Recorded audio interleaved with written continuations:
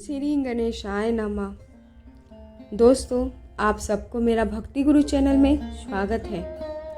बृहस्पतिवार व्रत कथा। एक समय की बात है, एक प्रतापी और दानी राजा राज किया करता था। वो नित्य गरीबों और ब्राह्मणों की हमेशा सहायता किया करता था।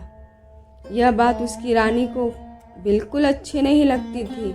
वह न तो गरीबों को दान में देती, न ही भगवान का पूजन करती थी। राजा को भी दान देने से मना किया करती थी। एक दिन राजा शिकार खेलने वन को चले गए और रानी महल में अकेली थी। उसी समय बृहस्पति देव साधु वेश में राजा के महल में भिक्षा मांगने के लिए जाते हैं। भिक्षा मांगी रानी ने। भिक्षा देने से साधु बृहस्पति देव को इनकार कर दिया और कहा, हे साधु महाराज, मैं तो दान पुण्य से तंग आ चुकी हूँ। मेरा पति सारा धन लुटाता रहता है।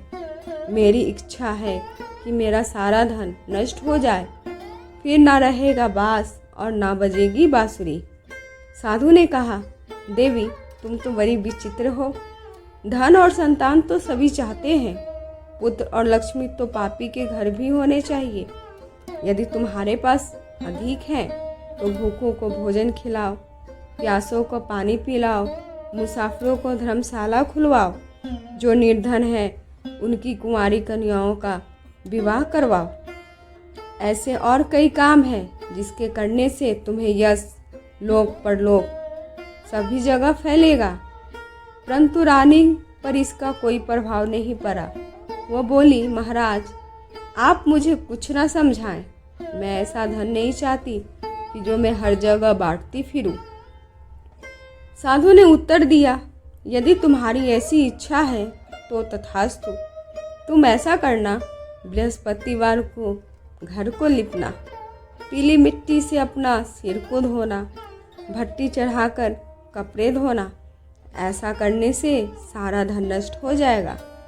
इतना कहकर साधु महाराज वहां से अंतर्धान हो गए। साधु के अनुसार कई बातों को पूरा करते हुए रानी को केवल 3 बृहस्पतिवार ही बीते थे। उसकी समस्त धन संपत्ति नष्ट हो गई।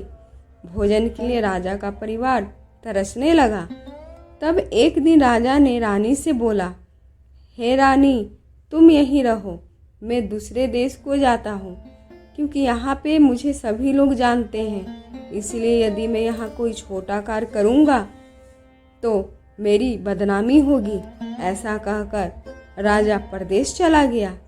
वहाँ जंगल से लकड़ी काट कर लाता और शहर में बेचता। इस तरह वो अपना जीवन व्यतीत करने लगा था।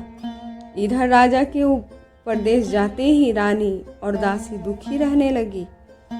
एक बार जब रानी दासी को 7 दिन तक बिना भोजन रहना पड़ा तो रानी ने अपनी दासी से कहा, हे दासी, पासी के नगर में मेरी बहन रहती है। वो बहुत धनवान है। तू उसके पास जा, कुछ ले आ, ताकि थोड़ी बहुत गुजर बसर हो जाए। दासी रानी के बहन के पास जाती है। उस दिन गुरुवार का दिन था। रानी की बहन उस समय बृहस्पति व्रत की कथा सुन रही थी। दासी ने रानी की बहन से अपनी रानी का संदेश दिया, लेकिन रानी की बड़ी बहन ने कोई उत्तर नहीं दिया। तब दासी को रानी की बहन से कोई उत्तर ना मिलने पर वो बहुत दुखी होती है। उसे क्रोध भी आता है। दासी वापस आकर रानी को सारी बातें बता देती है। सुनकर रानी अपने भाग को कोसती है। उधर रानी की बहन ने सोचा, मेरी बहन की दासी आई थी, परंतु मैं उससे कुछ बोल ना सकी। इससे वो बहुत दुखी हुई होगी। कथा सुनकर पूजन समाप्त कर वो अपनी बहन के घर जाती है और कहती है, हे बहन, मैं बृहस्पतिवार की कथा कह रही थी। तुम्हारी दासी मेरे घर आई थी, परंतु जब कथा होती है तब ना उठते हैं और ना बोलते हैं। इसीलिए मैं नहीं बोली। कहो, दासी क्यों गई थी? रानी बोली, बहन, तुमसे क्या छिपाऊं? हमारे घर में खाने तक को अनाज नहीं था। ऐसा कहते रानी की आंखें भर आई। उसने दासी समेत पिछले 7 दिनों के भूख रहने की बात अपनी बहन को विस्तार पूर्वक सुना दी। रानी की बहन बोली, हे बहन, भगवान बृहस्पति देव सबकी मनोकामना की पूर्ति करते हैं। देखो, शायद तुम्हारे घर में अनाज रखा हो।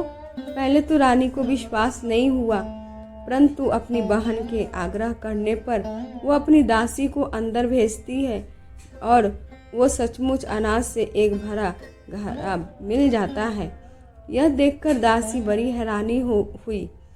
दासी रानी से कहने लगी, हे रानी, जब हमको भोजन नहीं मिलता तो हम व्रत ही करते हैं, इसलिए क्यों ना इनसे व्रत और कथा की विधि पूछ ली जाए ताकि हम भी व्रत करें। तभी रानी ने अपनी बहन से बृहस्पतिवार व्रत के बारे में पूछा।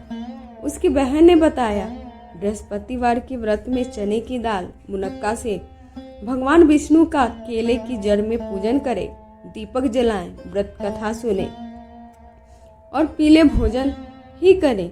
इससे बृहस्पति देव प्रसन्न होते हैं। व्रत और पूजन की विधि बताकर रानी की बहन अपने घर को लौट जाती है। 7 दिन के पश्चात जब गुरुवार आता है तो रानी और दासी ने व्रत रखा। घुड़साल में जाकर चना और गुड़ लेकर आई। फिर उसने केले की जड़ तथा भगवान विष्णु का पूजन किया। अब पीला भोजन कहाँ से आए, इस बात को लेकर दोनों बहुत दुखी थे। क्योंकि उन्होंने व्रत रखा, इसलिए बृहस्पति देव बहुत प्रसन्न हुए थे। इसलिए वो एक साधारण व्यक्ति का रूप धारण करके 2 थालों में सुंदर पीला भोजन दासी को दे गए। भोजन पाकर दासी प्रसन्न हुई और फिर रानी के साथ मिलकर भोजन को ग्रहण किया। उसके पश्चात जब गुरुवार को व्रत और पूजन करने लगी तो बृहस्पति भगवान की कृपा से उनके पास फिर से धन संपत्ति वापस आ गई। रानी फिर से पहले की तरह आलस करने लगी। तब दासी बोली, देखो रानी, तुम पहले भी इस प्रकार आलस करती थी, तुम्हें धन रखने में कष्ट होता था। इस प्रकार सभी धन नष्ट हो गए और जब भगवान बृहस्पति की कृपा से तुम्हें धन वापस मिला है तो फिर आलस क्यों करती हो। रानी समझाते हुए दासी कहती है, बड़ी मुसीबतों के बाद हमने यह धन पाया है, इसलिए हमें दान पुण्य करना चाहिए, भूखे मनुष्यों को भोजन कराना चाहिए, धन को शुभ कार्यों में खर्च करना चाहिए। तुम्हारे कुल का यश बढ़ेगा, स्वर्ग की प्राप्ति होगी, पितृ प्रसन्न होंगे। दासी की बात मानकर रानी अपना धन शुभ कार्यों में खर्च करने लगी, जिससे पूरे नगर में यश फैलने लगा। बृहस्पति व्रत कथा के बाद श्रद्धा से आरती की जानी चाहिए और इसके पश्चात दोस्तों प्रसाद बांटकर उसे ग्रहण करना चाहिए। एक दिन राजा दुखी होकर जंगल में एक पेड़ के नीचे आसन जमाकर बैठा था। वो अपनी दशा को याद कर कर व्याकुल होकर रोने लगा। तभी बृहस्पतिवार का दिन था। एकाएक उसने देखा निर्जन वन में एक साधु प्रकट हुए। वो साधु वेश में स्वयं बृहस्पति देव थे। लकड़हारे के सामने आकर बोले, हे लकड़हारे, तुम इस सुनसान जंगल में तू चिंता मग्न में क्यों बैठा है। लकड़हारे ने दोनों हाथ जोड़कर प्रणाम किया और उत्तर दिया, महात्मा जी, आप सब कुछ जानते हो, मैं क्या कहूँ। ये कहकर रोने लगा। साधु को अपनी आत्मकथा सुनाई। महात्मा जी ने कहा, तुम्हारी स्त्री ने बृहस्पति के दिन बृहस्पति भगवान का निरादर किया है, जिसके कारण रुष्ट होकर तुम्हारी यह दशा हुई है। अब तुम चिंता मत करो, मेरे कहने पे चलो, तुम्हारे सारे कष्ट दूर हो जाएंगे। भगवान पहले से अधिक संपत्ति देगी। तुम बृहस्पतिवार के दिन कथा किया करो। 2 पैसे का चना लेकर उसका प्रसाद बनाओ। शुद्ध जल से लोटे में शक्कर मिलाकर अमृत तैयार करो। कथा के पश्चात सारे परिवार और सुनने वाले प्रेमियों में अमृत प्रसाद बांटकर आप भी ग्रहण करो। ऐसा करने से भगवान तुम्हारी सारी मनोकामना पूर्ण करेंगे। साधु के ऐसा वचन सुनकर लकड़हारा बोला, हे प्रभु, मुझे लकड़ी बेचकर इतने पैसे नहीं मिलते जिससे भोजन उपरांत में कुछ बचा सकूं। मैंने रात्रि में अपनी स्त्री को व्याकुल देखा है। मेरे पास कुछ भी नहीं जिससे मैं उसकी खबर मंगा सकूं। साधु ने कहा, हे लकड़हारे, तुम किसी बात की चिंता मत करना। बृहस्पति के दिन तुम रोजाना की तरह लकड़ियां लेकर शहर जाओ। तुम तुमको रोजाना से दुगना धन प्राप्त होगा। तुम भली भांति भोजन कर लोगे और बृहस्पति देव का भी पूजा का सामान लेकर आ जाओगे। इतना कहकर साधु अंतर्धान हो गए। धीरे धीरे समय बीतता गया। बृहस्पति का दिन आया। लकहारा जंगल से लकड़ी काटकर किसी शहर में बेचने लगा। उस दिन की उपेक्षा उस दिन अधिक पैसा मिला। राजा ने चना का गुड़ लाकर गुरुवार का व्रत किया। उस दिन उसके सभी क्लेश दूर हुए।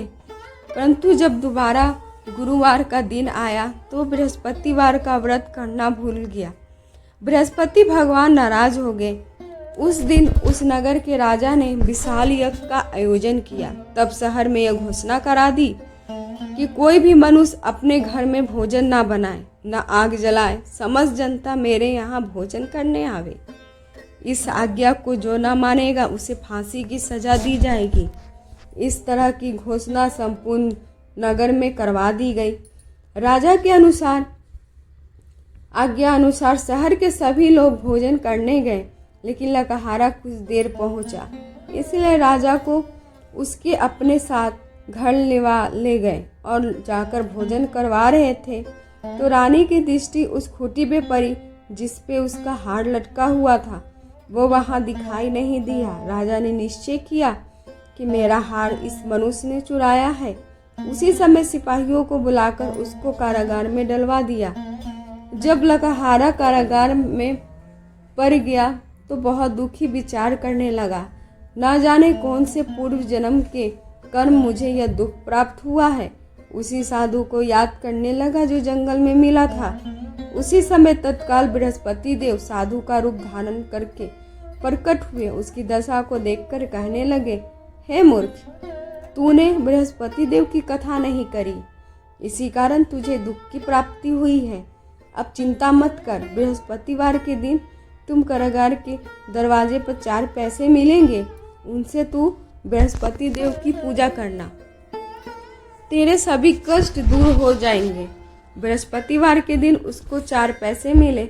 लकड़हारे ने कथा कही। उसी रात्रि को बृहस्पति देव उस नगर के राजे के स्वप्न में कहा, हे राजा, तुमने जिस आदमी को कारागार में बंद किया वो निर्दोष है, वो राजा है, उसे छोड़ देना। रानी की हार उसी खूंटी पे लटका है। अगर तू ऐसा नहीं किया तो तेरा सारा राज नष्ट कर दूंगा। इस तरह रात्रि के स्वप्न को देखकर राजा प्रातःकाल उठा और खूंटी पर हार देखकर लकड़हारे को बुलाकर क्षमा मांगी। लकड़हारे को योग सुंदर वस्त्र आभूषण देकर विदा किया। बृहस्पति देव की आज्ञा अनुसार राजा अपने नगर को चल दिया। राजा जब अपने नगर के निकट पहुंचता है तो उसे बड़ा आश्चर्य होता है, क्योंकि नगर पहले से अधिक बाग, तालाब, कुएं, धर्मशालाएं, मंदिर बन गई थी। राजा ने पूछा, ये किसका बाग है और धर्मशाला किसका है? तब नगर के सब लोग कहने लगे, सब रानी और बांदी के हैं। तो राजा को आश्चर्य भी हुआ और गुस्सा भी आया।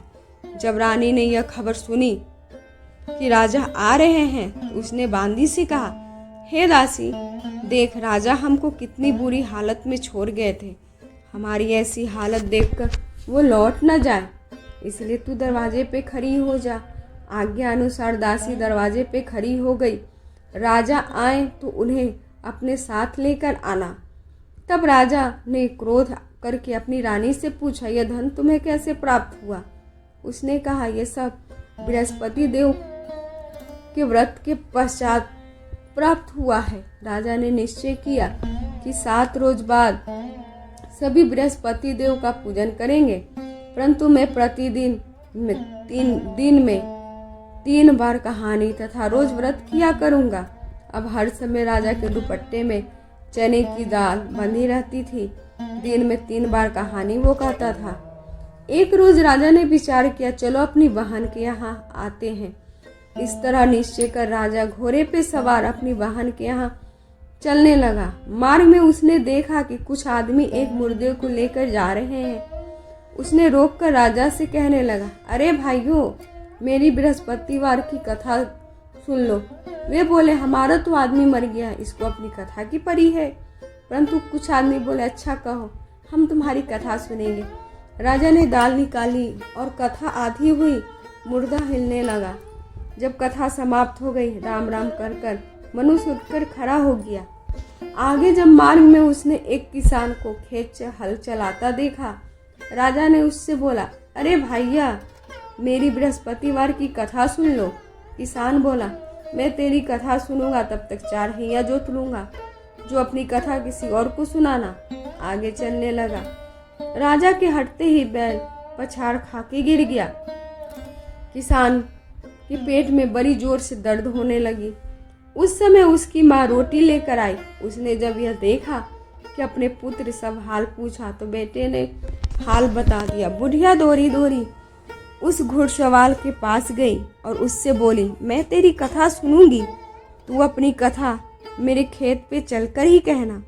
राजा ने बुढ़िया की खेत पर जाकर कथा कही, जिसके सुनते ही वो बैल उठ खड़ा हुआ और किसान के पेट का दर्द बंद हो गया। राजा अपनी बहन के घर पहुंचता है। बहन ने भाई की खूब मेहमानी की। दूसरे रोज प्रातःकाल राजा जगा, वो देखने लगा सब लोग भोजन कर रहे हैं। राजा अपनी बहन से कहा, ऐसा कोई मनुष्य नहीं है जिसने भोजन नहीं किया और मेरी कथा सुन ले। हे भैया, यह देश ऐसा ही है, पहले यहाँ लोग भोजन करते हैं और उसके पश्चात कोई काम करते हैं। अगर कोई पड़ोस में है तो देख कर आऊं। वो ऐसा कहकर चली गई, परंतु ऐसा कोई व्यक्ति नहीं मिला जिसने भोजन नहीं किया हो। अतः वह एक कुम्हार के घर गई, जिसका लड़का काफ़ी बीमार था। उसे मालूम हुआ कि यहाँ 3 रोज से किसी ने भोजन नहीं किया है। रानी ने अपने भाई की कथा सुनने के लिए कुम्हार को कहा तो वो तैयार हो गया। राजा ने जाकर बृहस्पतिवार की कथा सुनाई तो सुनकर लड़का ठीक हो गया। अब तो राजा की प्रशंसा होने लगी। एक रोज राजा अपनी बहन से कहा कि हे बहन, हम अपने घर को जाएंगे, तुम भी तैयार हो जा। राजा की बहन ने अपनी सास से कहा। सास ने कहा, हाँ चली जा, परंतु अपने लड़के को मत लेके जाना, क्योंकि तेरे भाई का कोई औलाद नहीं है।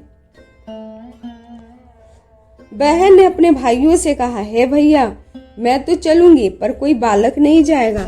राजा बोला, जब कोई बालक ही नहीं चलेगा तब तुम जाकर क्या करोगी।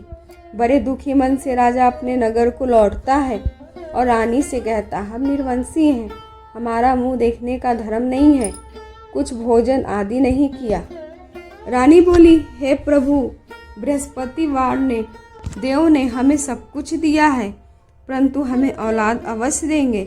उसी रात बृहस्पति देव राजा के स्वप्न में आकर कहते हैं, हे राजा, उठ जा, सारे सोच को त्याग दे, तेरी रानी गर्भ से है। राजा की यह बात सुनकर बड़ी खुशी हुई। 9वें महीने उसके गर्भ में एक सुंदर पुत्र पैदा हुआ। तब राजा बोला, हे रानी, स्त्री बिना भोजन के रह सकती है, बिना कहे रह सकती है। जब मेरी बहन आवे उससे कुछ मत कहना। रानी ने तो हाँ कह दी।